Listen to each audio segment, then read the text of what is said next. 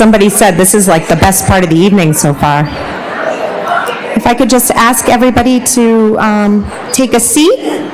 Can you hear me? Okay. All right. Okay. All right. Thanks. Ooh, hush.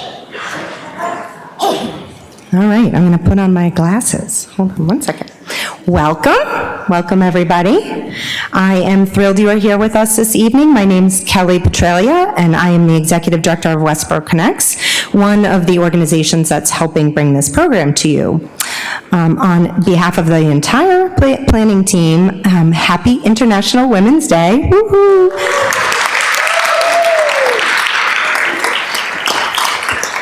And happy Holy to everybody who's celebrating Holy today as well.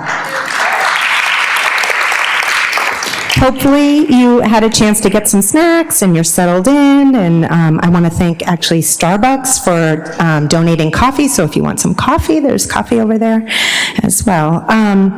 So before we set you off to listen, talk, and make some new connections, I want to thank several wonderful women, specifically Chris Allen and Anna LaDuke, for the beautiful idea for tonight's program, as well as the co-hosting organizations for tonight, Westborough Historical Society, Westborough Women's Club, and Westborough Connects.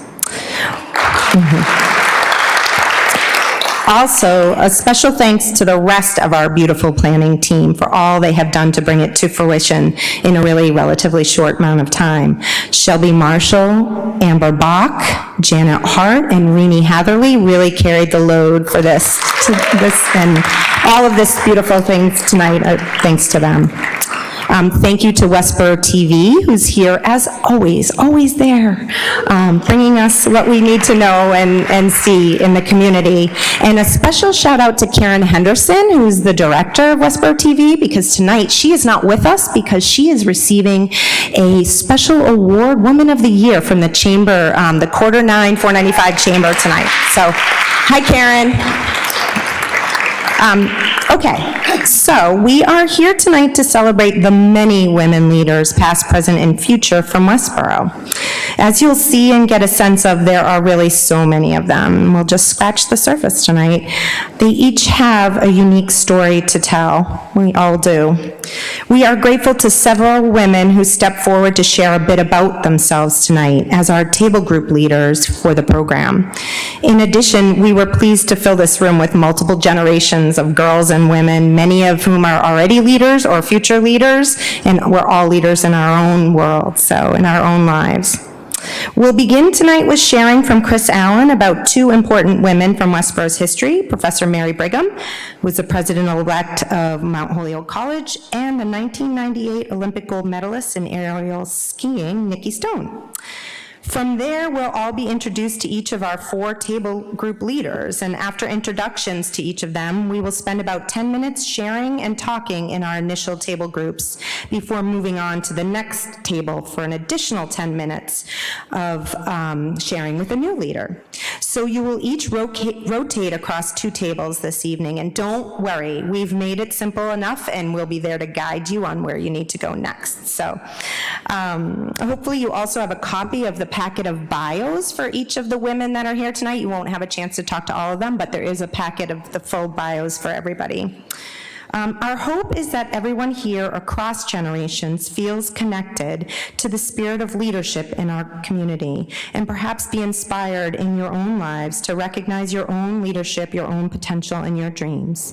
We also hope you make some new acquaintances and perhaps feel more connected to each other as part of this incredible town of Westborough. We'd love this evening to be the start of a new tradition, and we welcome you as the first to experience this special Women of Westborough event. Just two really small housekeeping issues. You're welcome to help yourself, as I said, to refreshments, and then please complete a feedback form before you leave. Doing so is really important in helping to guide us future programs. So, and now I will turn it over to Chris Allen, who will enlighten us with Professor Mary Brigham and Nikki Stone stories. Thank you.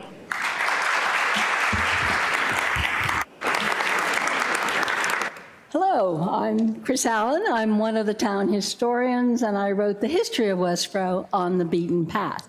And one thing I love to do is to research Westborough and find surprises. And one of those surprises, and probably to you, is Mary Ann Brigham.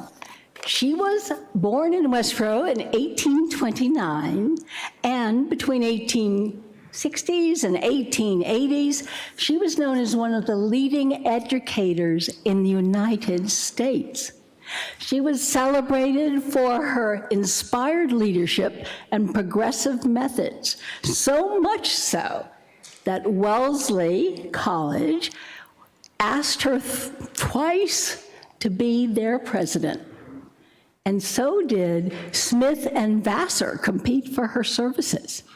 But Mary refused them until 1889, when the trustees of her alma mater, Mount Holyoke, asked her to be their first president of the newly chartered college. She was, as I said, born in Westborough in 1829 on December 6th. She was the daughter of Dexter Brigham, who was the tavern keeper, a popular tavern keeper at Brigham Tavern, which was on South Street. She was a bright little girl and loved learning, but she couldn't go beyond the 8th grade because there were no public high schools at the time. However, there was a group of enterprising citizens who started the Westborough Seminary for Young Ladies on Powder Hill in 1840. And Mary, at age 12, was lucky enough to be one of the first students in their school. For a huge sum of $6 a semester, she and other girls from the region could learn classics, literature, English, US history, and mathematics. She was so thoughtful, she had excellent scholarship, and a great thirst for learning. And that brought her to Mount Holyoke Seminary and the class of 1849. At that point, Mount Holyoke was probably the first and one of the best colleges or seminaries for young women. It had been founded on the principle that women, particularly poorer women, deserved to have as good an education, particularly higher education, as men. Mary Brigham believed very, very fervently in the rights of women, particularly their right to obtain higher education, to develop their intellect and their skills. She was able to study under a trailblazing pioneer, Mary Lyon, who was one of the first people to advocate for women's higher education. Mary stayed on to teach at Mount Holyoke for 3 years, from 1855 to 1858. Then she was attracted to teach at Ingham University in Leroy, New York, which was known as the first university to be founded solely for women. Here she was able to practice her principles as associate principal, which at the time was kind of like the vice president or vice principal. During the Civil War in 1863, she joined the faculty of Brooklyn Heights Seminary for Young Ladies. It was the leading school for girls in New York City. At Brooklyn Heights, Mary taught literature, sciences, and philosophy. She was a good, solid teacher, but was soon promoted to be the assistant principal and stayed there for 26 years. At Brooklyn Heights, she promoted a very difficult and challenging curriculum for the young women, the type of curriculum, particularly in math and science, that young women were not exposed to in other schools. She devoted her life to service to young women. And not only in the seminaries, but she was instrumental in helping the work of the very first YWCA in New York City. And they used her skills and intelligence as a member of their first board. Although she had turned down offers from Wellesley, Smith, and Vassar, and as I said, accepted the unanimous invitation from her trustees in March 1889, she was really reluctant to, she supposedly was very modest, even though she was a tall, commanding lady. And her picture. You may see her picture and where she taught in that poster. On June 29th, 1889, Mary was returning to Brooklyn by the train after visiting her mother, who lived at 36 Summer Street. The people, the residents of Westborough, admired and respected her and knew her quite well because she often visited her family here. However, tragedy struck 3 miles north of New Haven. The train derailed, crashed, and instantly killed Mary Ann Brigham. She was three of the people who died she was one of the three of the people who died of the 300 passengers on that train. She was 59, and she never had the chance to spread her vision of equality and justice for young women to the young women of Mount Holyoke. However, she, through her lifetime of dedication, actually influenced thousands of young women, and she encouraged them to pursue their dream of getting a higher education and the training so they could go to work, and real work that reflected their skills and their interests. So she is now buried at Pine Grove Cemetery in Westborough. So that's the story. And you can, there. So that was Mary, who came from the last or 2 centuries ago. But we have someone a little more contemporary, somebody who maybe many of you know who are in the audience, and that's Nikki Stone. Nikki Stone won the Olympic Gold Medal as the inverted, and Nikki's particular poster that is in the high school shows her many awards. Nikki actually competed in Nagano, Japan in 1978, and she won the gold. She was a Westborough native, and over her skiing career from 1995 on, she was awarded 35 World Cup medals, 11 World Cup titles, 2 aerial World Cups, and 4 national titles. In addition, she was the first inverted aerialist skier ever to become the overall freestyle World Cup champion. She grew up in Westborough and early on loved gymnastics. When she was 5, she saw Nadia Comaneci win the gold medal in gymnastics. Now, I don't know if any of you remember that, but she was amazing and she won a gold medal. And little Nikki said, "I'm gonna win a gold medal when I grow up." But she was always a daredevil, and she continued her gymnastics. She often practiced jumping from heights and turning somersaults and landing on a mattress. She loved being airborne. So when she was 18, she saw for the first time inverted aerial skiing. And she said, it's a perfect combination of gymnastics and skiing, both of which she loved. She said, this is going to be my sport.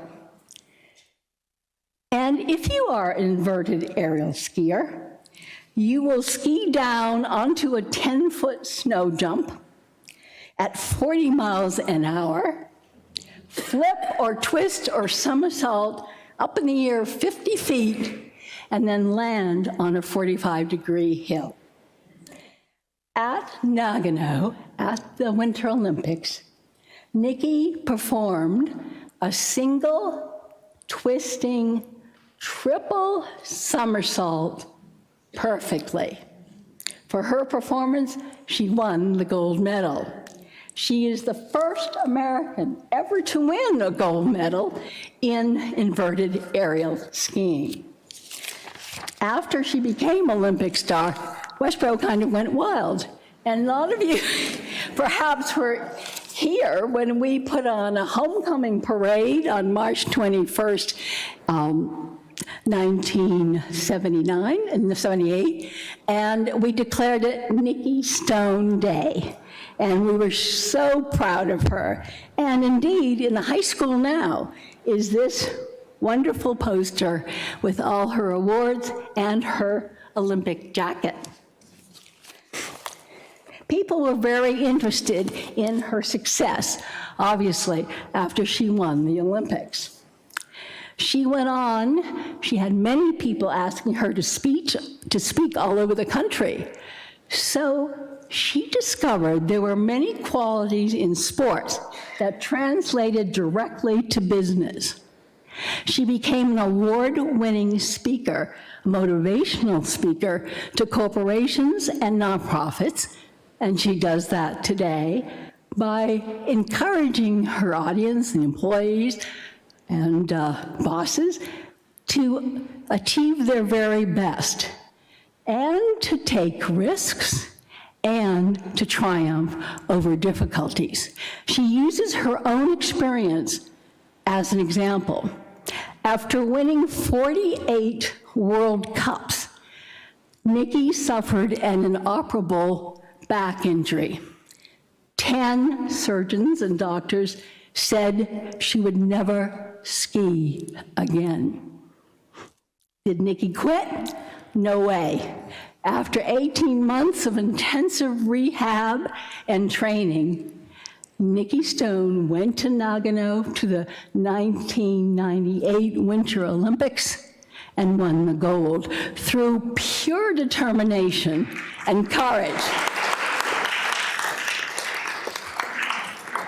In 2003, her book, When Turtles Fly, was a bestseller on Amazon after she introduced it on the Today Show. Nikki made a career of being awe-inspiring, not only on the ski slopes, but also behind the podium. And we'd like to show you just a minute or so of Nikki winning her gold and what it's like to perform an inverted aerial jump. Looks like she's on track. Once again, lay tuck full, single twisting, triple somersault.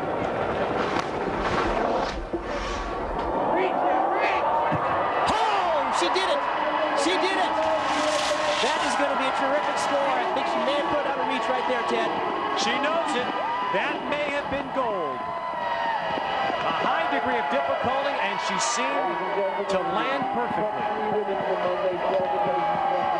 What a moment. She has an inoperable back injury, and despite all the suggestions to give it up, to quit, she knows she may have just done it. Great opportunity to see just exactly what the aerialists are looking at there, way up over the ground there. But this is where it all started. Nice arm swing, good straight leg position, lays out all the way through, goes into the 90-degree tuck, and then kicks out. And she knows at this point she is right there. Good positioning in the air, a little bit of a ski cross, but I think the difficulty and the landing portion of the score is going to keep her almost out of reach. What a feeling. She knew it right away. Let's see what Wayne thinks. He agrees. Yes, he does. Yes, he does. He is pumped. I'm sure all of you have the guts to go out and do that right away, but I did reach out to Nikki, who is a friend of mine. My son went to school as a classmate, and asked her if she had a message for all of you. And she said, tell them it's better to leap and miss than never having the exhilaration of achieving your goal. Thanks.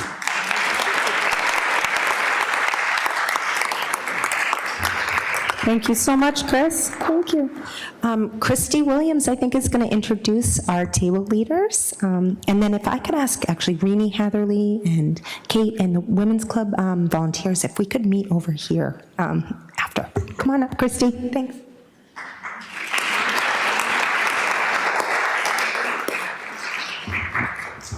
Good evening. My name is Christy Williams. I'm the town manager here in Westborough. I've served this community for 12 and a half years, first as a town manager and the last 4 being the first woman to serve as a town manager. So,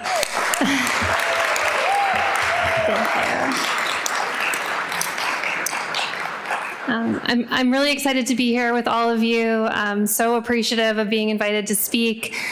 This really is an impressive event, and I know that folks came together and really pulled this together very quickly in order for us to celebrate this International Women's Day.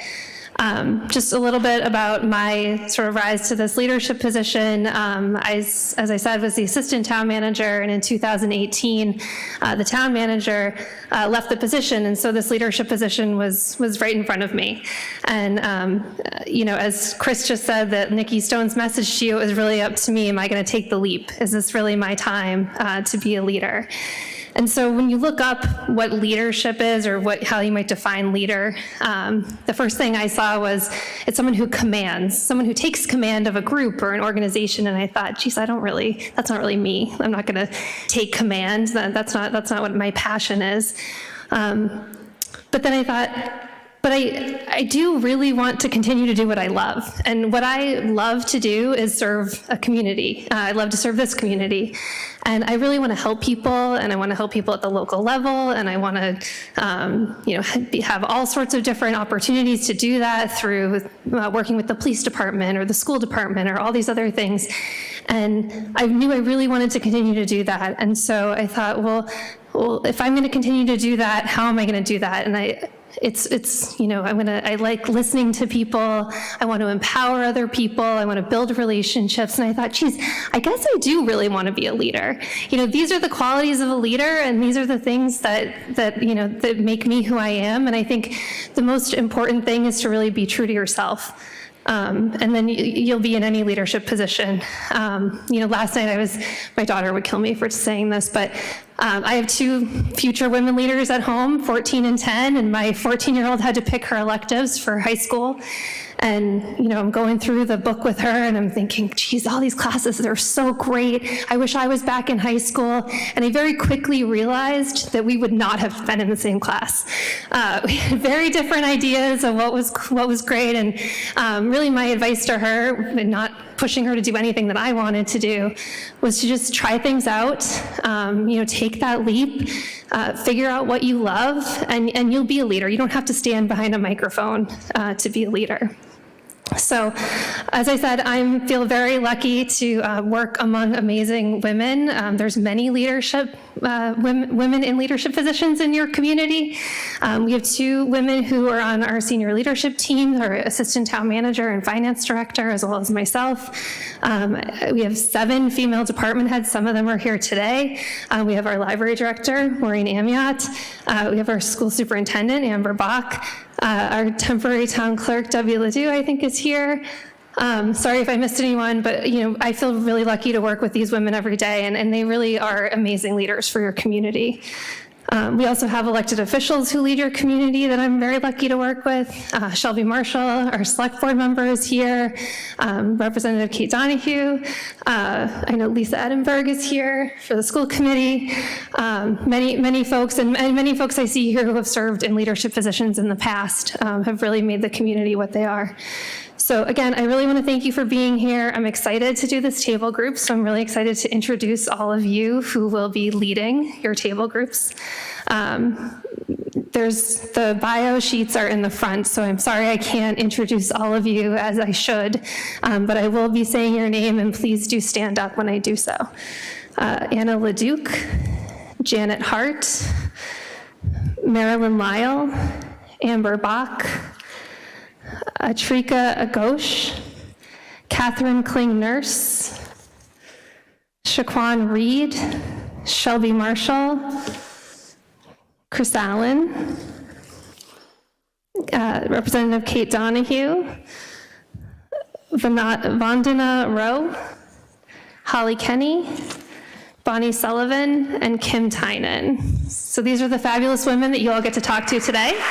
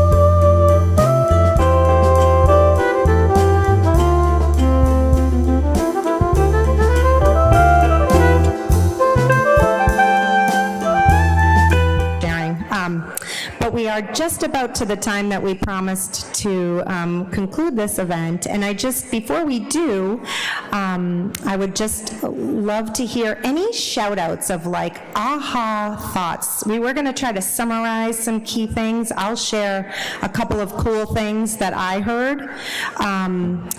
Some discussion about recognizing when you're capable of being a leader, and who really helped move you along in that sense. And then some specific moments, sharing and really reflecting on specific moments when people stepped in and said, yes, you can. So I think we, as women, can be challenged with feeling insecure at times, or feeling like we are not worthy. And it's really important to look around for those signs of people when you're not feeling worthy, when somebody might be saying, actually, yes, you are, and yes, you can. So I thought that was really cool. Really cool. One thing I heard too was the ability to make a mistake. That makes, and fess up to it. I think that is a true leader as well too, because we are not perfect. And so when you make a mistake and you can fess up to it, I think that is a real good quality of a leader. So, if we can impart some wise words onto the younger kiddos, young women to be, I'm sure you already have, but does anybody want to offer any kind of thoughts that they had, like a moment or a reflection? You don't have to, but I didn't get around to everybody. Okay. All right. Oh, okay. So this is the last thing that I'm going to leave you with. But before I do, as you're leaving, if you want to take a pass through and see the the Westborough Historical Society have some fantastic exhibit items, which actually you can visit the Historical Society website to see when they are having events. A lot of them are on Zoom, but they also have open houses where you can visit and walk through. And it's right, where am I here? It's right around the corner. So I encourage you to look, but we have some an exhibit here, including, I an iron, which is really cool. I heard Chris Allen talk about various irons.